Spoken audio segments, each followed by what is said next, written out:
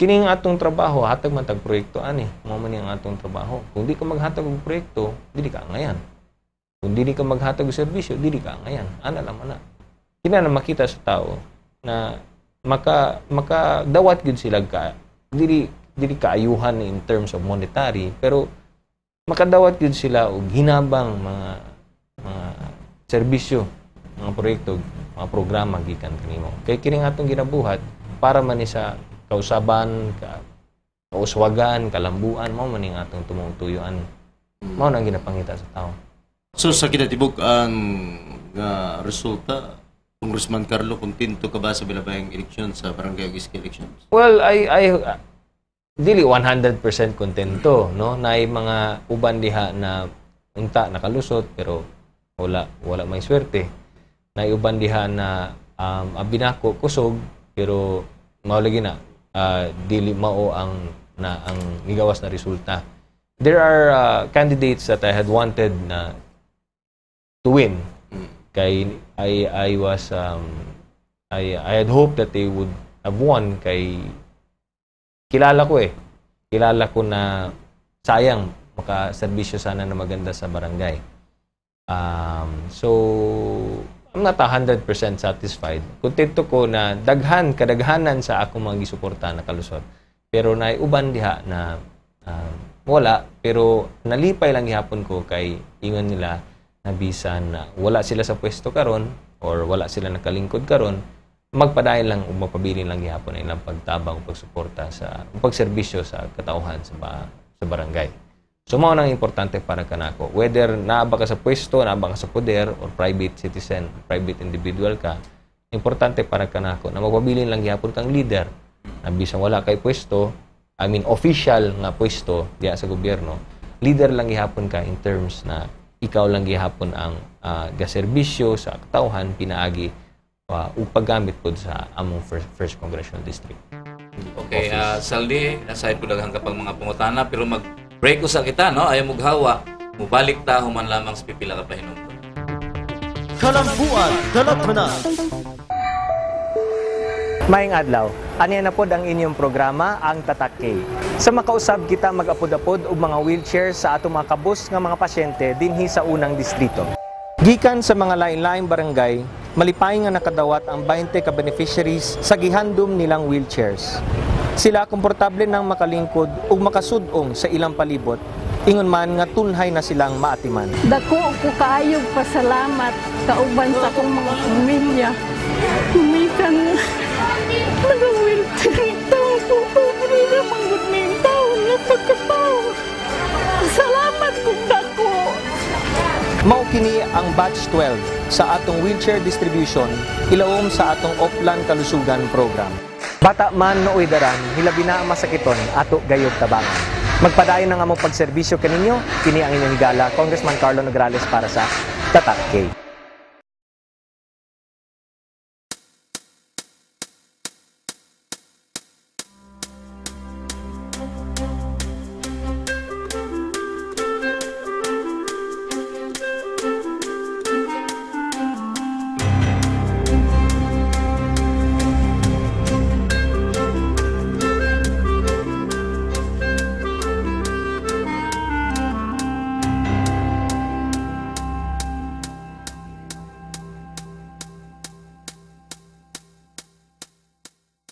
Kalambuan, Dalatmanan. Balik na po ta sa itong mga nabiling pangutana diri sa itong programa ang Kalambuan Dalatmanan. Saldi, aduna pa ba kay mga nabiling pangutana alang kang Congressman Carlo? Okay la Raf, kining ato mga pangutana, sigutan ng nato, no? Kining una nato biyaan ng sigutan ng eleksyon.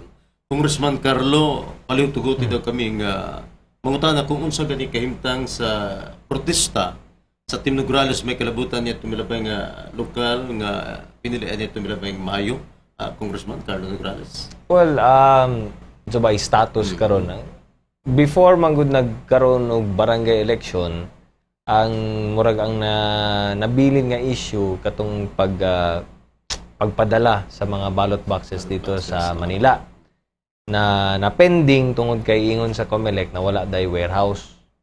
na or walay bakanting warehouse ang Comelec arong dawaton daw kining mga asar ibutang daw tong mga ballot boxes.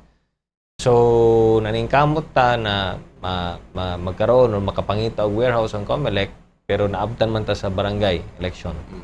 So karon kay natapos ang barangay election, hopefully nanay warehouse na pwede natong kabutangan ana mga ballot boxes. So nagahulat na lang mi sa katong advice gikan sa Comelec Manila kung unsa na ba gyud ang final say nila kung pwede na ba i-ship katong ballot boxes or dili. So pagkakaroon ang mga ballot boxes naghulat na lang sila nag-iapon sila dito sa shipper, so naghilat na lang taog advice gikan sa Comelec Manila. Okay, imong naingon Congressman Carlo nga imong ginadahuman nga tagdon sa Comelec ang protesta nga gisangat sa Team Nograles humanining barangay elections. Doon na ba'y dakong opisyal sa Comelec nga misaad kanimo nga misalig nga ilang lihokon kining protesta human sa milabayng barangay elections? Naay mga assurances na gihatag, no? Pero nagpabilin lang siyang assurances hangtod na makita namo ang official na order gikan sa Comelec Manila. So, ang assurances ginahatag dito sa atong abogado kay di man ta pwede mag unsa-unsa basta-basta diha, no? Ang abogado ang naga-follow up dito sa Comelec Manila. And doon ay assurances na ginapaabot dito sa through our lawyer na for the time being wala pa tungod kay barangay election, pero karon kay tapos ng barangay election then tangwa naman ang barangay election, so we hope na mag-speed up ang proseso. Kay gaya ng sabi ko, kami ang pinakauna diha sa ang Nograles na protest ang pinakauna sa kato nga mao nga division.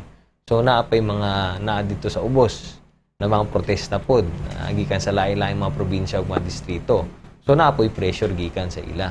Now tapuso na nato ning kang Nograles kay para masunod mag-proceed na pod. Sila na pod ang sunod ato. So mao na mga pressure karon ng Comelec gikan sa among kampo o gikan pod sa mga na bilin pod na mga protesta under dito sa linya sa pila dito na gahulat pod sa action sa Comelec. Nalakbit na to ang mga maong pangutana, Congressman, tungod kinabalaka na ang kasagarang taga-suporta sa Team Nograles. Basin maabtan kuno sa 2013 election ang protesta tungod sa sagad nga pagdilatar sa proseso niini. Sa tanaw nimo doon na ba'y basihanan ng ilang kabalaka, Congressman? Ay mo kabalaka kay kita ginatutukan naman nato ning kining protesta. So ginatutukan pud ni Speaker Boy Nograles, no? So ay mo kabalaka kay ginabuhat naman nato ang dapat natong buhaton. Di ta mo abot niya ng panahon na di ta maabot sa punto na tapos na ang termino o dito pa nila iphon na ang recount sa atong mga boto. So patience lang. Anyway, we're doing what we can legally kung sa kinahanglan natong buhaton. Naipapagutan na may kalabutan sa diskutang protesta. Congressman Carlo, matagan ba di mo reaksyon o kinibanggingon sa usa ka dakong opisyal sa hugpong kundi na sulat kini sa mga mantalaan gani diri sa siyudad sa Davao nga pwede kuno manipulahon gani ni Speaker Nograles ang mga baluta niadtong May election sa oras nga maabot na kini dito sa Kulahang Manila. So ay imong reaksyon ni? Di ba na manipula naman to last election? So sa pa manipula ko nato. Mao na ang kinala natong gusto nato mao gani gusto natong ihapukutro kay dili ta mo tuo atong resulta. Murag na twist naman tingali ning istorya. Di ba? Ang atong gustong ipakita na mao nang ingon ana ang nahitabo nga resulta kay gimanipula. Karon ginatwist nila na kita ang magmanipula. Unsaon nato pagmanipula na manipula naman na sa una pa. Di ba? So murag naglabay lang na og lapok. So murag ilang libog-libugon kita makatawan siguro. Correct. So para mahitabo na pananglitan pag ihap niya na mao na ang resulta, ngayon sila naagi manipula magud na. So, libugon ang katawhan. Murag, nag-una-una na sila og sulting manipula sa mga Nograles kay para pag recount ni ana unya dili man di ay mao kana ang Resulta dito. resulta tong Mayo, di makasulti sila agi manipula magana sa Nograles. So bahala na mo maghusga ana. Basta kita ang gusto natong mahitabo dinhi, i-recount nato pinaagi sa tama ug saktong proseso sa COMELEC, i-recount nato anyway di man na ma-recount kung dili usa i-determine ang authenticity sa mga balota. In other words, dili ang first step niya na is i-determine usa na authentic ang balota. I-determine usa na Davao City ballots yun na siya. And i-determine usa na ang nagboto yun ni ana is dili usa ka tao lamang kundi ang katong botante. Pag human ma-determine ka na, then we go to the recount. Diba? I-recount na either by going to the machine, ibalik na, isulod na, balik sa makina, or mano-mano. Depende sa proseso sa COMELEC, sa procedure. And then, from there, then itali ang resulta niya, ipakita sa tao, mao na yung resulta. So, in other words, dili na siya ma-recount kung medyo questionable ang authenticity sa balota. So, katong iyang ginasulti, kining opisyal na nagsulti na basig manipulahon, dili na mausab, dili na mahitabo kay tanawon man usa sa COMELEC kung authentic ba kana. Kung dili na siya authentic, then we have to go to secondary evidence. Diba? Tanawon nato ang secondary evidence. Kung naa ba nga secondary evidence para makita gid nato kung unsay tinuod na nahitabo sa Davao City. Congressman Carlo isip Vice Chairman sa House Committee on Human Rights. Unsay imong ikisulti sa walay puwas kining pagpamatay diri sa takbayan sa Davao kundi mikabat na sa 20 ka kasong murder ang nitabo sulod sa gun ban period. Walay labot kato mga pagpamatay nitong paghuman na og kinibang gun ban, Congressman Carlo. Ang sumay atong ikasulti kundi what's new? Di ba? Nagpadayon lang gihapon ang problema, nadugay na natong problema diri sa syudad sa Davao na wala lang gihapon masulbad. Nganong wa masulbad tungod kay dili man nila pandakpon kining mga ginatawag na DDS or kining mga extrajudicial killers nato. Kunya wala man gyud sinserong effort gikan sa atong mga opisyales na mag-cooperate pod buhaton ang dapat nila buhaton aron makita masulbad na ni mga krimen. Nag-ingon man gani katong city police nato na pila lang ang nasulbad, di ba? Pila lang ang nasulbad, daghan pa ang wala pa masulbad tungod kay ang mga witnesses lagi daw dili daw motingog. Unsa ang pagtingog sa mga witnesses na hadlok man pud sila. Nga hadlok man pud sila kay wala may suporta gikan sa mga opisyales nato. So pabalik-balik ang problema. Gani dapat nasulbad na ni siya pinaagi atong investigation gikan sa Commission on Human Rights pero unsa may nahitabo bisan dito ang Commission on Human Rights pag imbis na suportahan ang ilahang pag-imbestiga murag gibabagan man nya napay mga threats nya napay mga gibuhat na pamaagi aron balabugon ang investigation. So in other words dili sila gusto na masulbad gini kung ano ambot kung ano. Okay, sikan ning CHR Chairperson Leila de Lima, nakaroon na Secretary of Justice na. Atol sa iyang pagbisita din sa atong dakbayan atong November G's, nag-ingon nga iyan ang gitugyan ang pagpagawa sa final report sa ilang investigasyon kalabot sa Davao Death Squad kang kasamtangang CHR Chairperson na Loretta Rosales. Balik-balik kini nga mga panaad sa mga opisyalis gikan sa atong kauluhan Congressman Carlo.